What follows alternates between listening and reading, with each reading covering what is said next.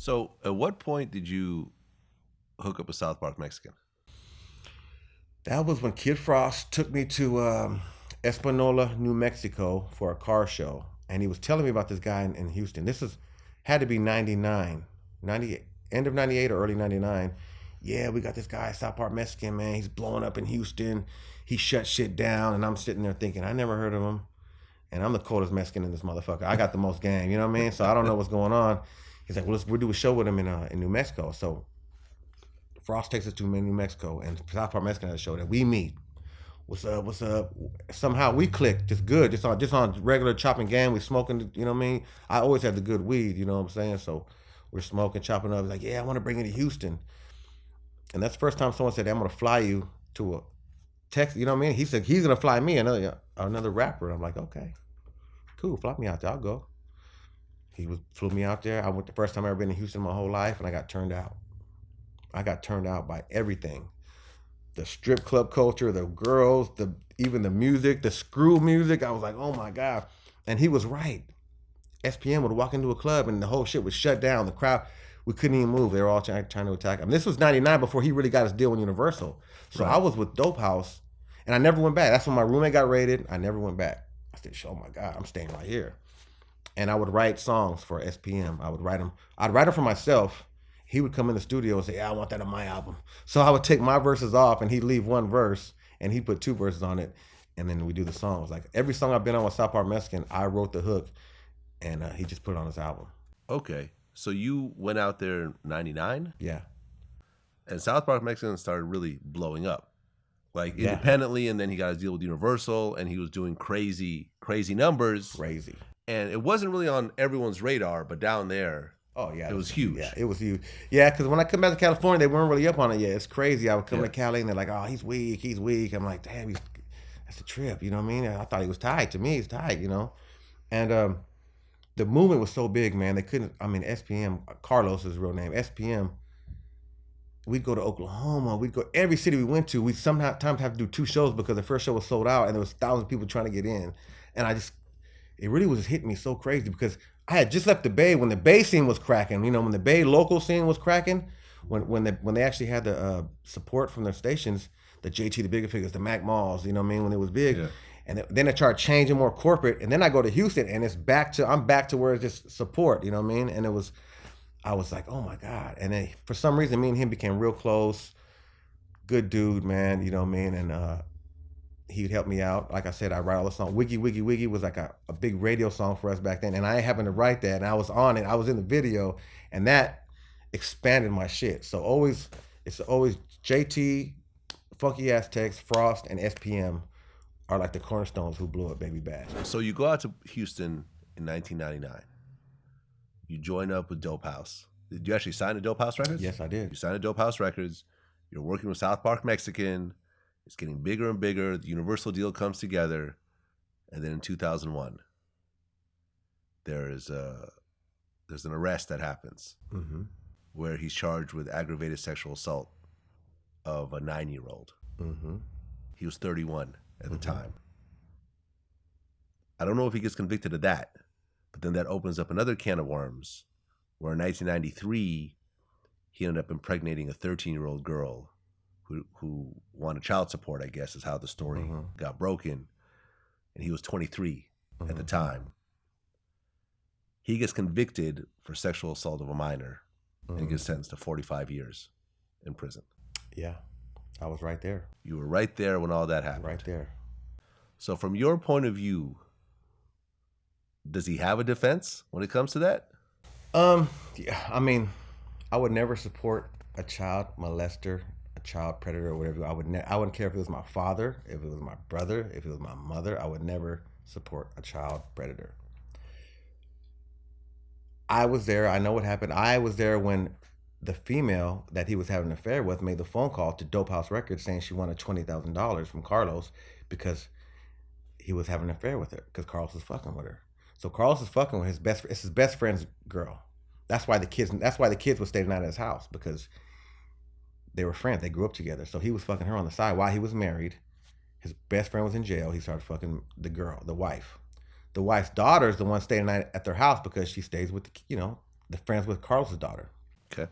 So she calls Dope House one day wanting $20,000, or she's going to call it, or Carlos is going to get arrested. And they're arguing. I'm right there on the phone with Tootie, watching Tootie, which is Carlos's brother, talk to her. It's like, I don't want to say her name, but what's wrong with you? And she's like, wants 20,000. He hangs up the phone and says, man, this bitch is crazy. She wants 20,000. He calls Carlos on speakerphone while I'm there. Carlos, she's calling, she's acting up. Everyone knew they were having an affair together.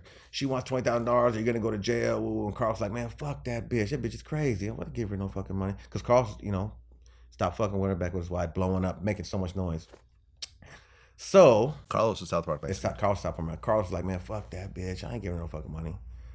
So about 3 months later, 2 or 3 months later, that's when it comes in. All of a sudden, she's getting charged with touching the daughter that Carlos brought her home at 4 a.m. because she wanted to go home. The whole thing is the daughter, and I was at court. The craziest thing was the court, because even in court there was no evidence. No, the little girl even said it could have been a dream. She didn't feel good. Carlos brought her home at 4 a.m. is what happened, and that's when the girl tried to threaten him with give me some money or I'm gonna go to the police. Now, if someone touched my kid, I don't want $20,000. I want your head. Okay. You know what I'm saying? Well, but I guess over that situation, he didn't get arrested. He didn't get convicted. He got arrested. He got arrested. He got arrested, but he didn't get convicted of the 9-year-old situation. He got convicted of when he was 23 and the girl was 14? 13. She was working at a strip club. You know that, right? I did not. Okay, she was a stripper. You can't be a stripper. She was a 13-year-old stripper. You can't. So whoever hired her she had her some ID or something. She was a stripper. It's all documented. She was a stripper. If you really look into it, she was a stripper. He has a one-night stand with her, and that's what happened. So when you go to a strip club, and they're stripping, you have to assume that they're 18. You have to assume you can't be a stripper unless you're 18. Right, but you can't tell a 13-year-old from an 18-year-old? I can. I don't know their situation. He was 23. I wasn't there. This was way before I even got there. But right. That's what my biggest question was. Like, you couldn't tell? And I don't know how a drunk, horny motherfucker would tell if she's stripping. You know what I mean? But I know I could tell. But he had a baby. He supported the baby all the way through. I mean, he supported the little boy all the way through, which I don't condone none of that. But I can tell if he was 13. But like I said, that's me. You can. I don't know what the thing was when he was 23. And I guess the strip club thing is a little weird, though. I see what you're saying. Who hired her? It's like if you're messing with a porn star, she ends up being underage. You're like, well, but she does porn. You assume that you assume they're 18 and over, and, right. and that was the whole, and that's the whole truth. That's the fact about that. That's a fact that she was dancing on the pole at a strip club when he fucked her.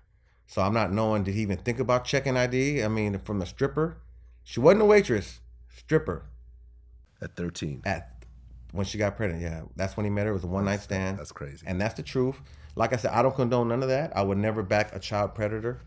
And not saying he was perfect, but that's the truth. And you're getting it on Vlad TV, you know what I'm saying? Okay. From the golden child that was there at Dope House at the time. I mean, even in court, Carlos didn't even want to say stuff bad about that he was sleeping with the wife because he was so loyal to his best friend. I mean, he wasn't loyal, he was cheating, he was fucking his best friend's wife, but he was all nervous about talking about fucking his best friend's wife, how the whole thing, she fell in love with him and how the whole thing started.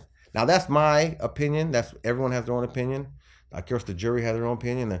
I know the police wanted SPM out of the way because the SPM was a Mexican that was getting huge, unstoppable huge. He could start a riot at any time he wanted. He would just say something and the whole crowd would do what he wanted. So, and he wasn't the best to the police. I'd advise everyone that says, fuck the police everywhere you go. I mean, sometimes you need the police, you know what I mean? And if you act up on them, they know how to get you, you know what I'm saying? So right. There was no evidence. The poor little girl who, to me, was thrown in the middle of it, said it could have been a dream. Yeah. But like I said, he got convicted over the pregnancy. Yeah. And she was a stripper. Yeah. But I guess, and that's, if the DNA matched, then... Oh, yeah, it was his baby. It looked just like him. It's like, there you have it. There you have it. Yeah, he gets convicted for 45 years. More than murderers. Yeah. I remember being on the road. I was in a group called Lone Star Riders with Happy Perez, which was my roommate, is one of the biggest producers in the pop game right now. Happy Perez, who did Sugar Sugar, Obsession, Miguel. He's doing Tory Lanez now. He's just doing he's with Benny Blanco now. But we got a group called Lone Star Riders, and we travel all through Texas. And I remember getting on the phone the last day of court, and they saying he got convicted 45 years, and it was just people couldn't believe it because we knew the whole story. I just got busted with Paul Wall, and I see how they sensationalize everything. Like I got busted with Paul Wall for a smoking weed with people, just smoking weed, and it turned into organized crime. You know what I mean? I'm like, wait a minute, I was there, but on the news, they're acting like some crazy. So I know how it's sensationalized, and I know, it's part of their job, but that's how I went through it. Well, I mean, you don't have to sensationalize 45 years. It is what it is. Yeah, you're right. I talked to him. I still talk to him. His daughter's working on some stuff now, and but that's the story. That's the truth. And like I said, I was there. So anybody else that says it has their own opinion, but I was there. Right. And what's crazy is he kept releasing albums in prison. Yeah. His last 7 albums charted. Yeah. In fact, his last 4 albums were top 10 on the rap charts. Yeah. In 2006, his album When the Devil Strike debuted at number 2 on the rap charts. And in it was so funny is there's a song on When Devil Strike. He talks about the whole situation in the whole song, and it's called When Devil Strikes, the actual song. And he'll tell you the whole game of the whole fucking what happened. He'll tell you about the whole thing and the one song. That's how genius he was. Great. He wasn't an angel, you know what I mean? I'm not saying he did the best, had the best fucking. He knew he had made the best decision in the world, but he was a good dude, man, and he helped me a lot. And every time he puts the album out, they fucking put him in the hole for 45 days. I know it sucks. Really? Like, well, fuck yeah. So does he record over the phone? Is that what he did? No, he recorded a bunch of shit before he went in. He just had so much shit. That going much on. shit? He would put a verse down. I'm gonna put a verse down to just do a tick. He put a verse down to a tick, not even a beat. All right, then he'd go fucking drink and smoke and leave and go fuck with some hoes. You know what I mean?